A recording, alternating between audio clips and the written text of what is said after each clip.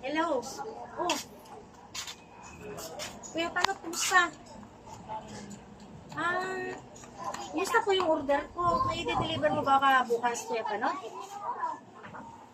Ay, bakit hindi? Kasi yung nag-order din sa akin, Kuya Panot, bukas din daw i-deliver yon. Kaya ang sabi sa akin, kailangan may deliver ko din bukas yun. Kaya nabayaran ko naman na yun, Kuya Panot eh. Dapat kasi i-deliver mo din bukas. Ano po?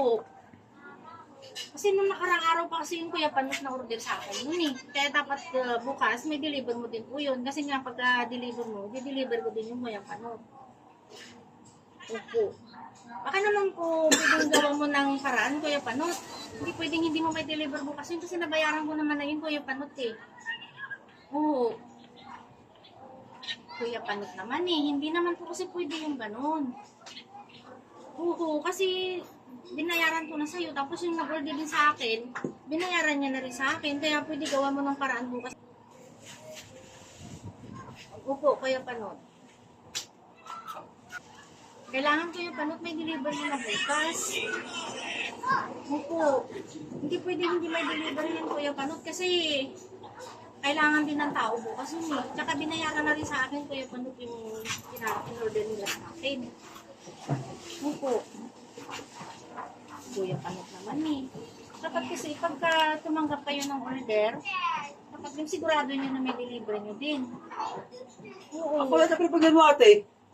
Anong sinasabi mo na ikaw pinaparinggan? Itong sabi pa rin sa kakatingin eh. Hindi na kausap ako, kuya. Oh. Si Kuya Panot kausap ko. Sa akin nakatingin kasi akala. Palot ka, sa akin nakatingin pag sabi mo palot.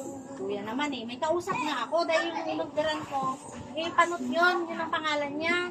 Malay ko ba naman na, yan ba ang pangalan mo, Kuya Panot? Sa akin nakatingin eh. May kausap na ako. Ang pangalan ko, Panot. Palot din kasi ako, akala sa akin mo, yung sabi mo palot, sa akin nakatingin. Hindi ko naman siya kasi dinatignan kita eh. Eksakto naman na may kausap ako eh.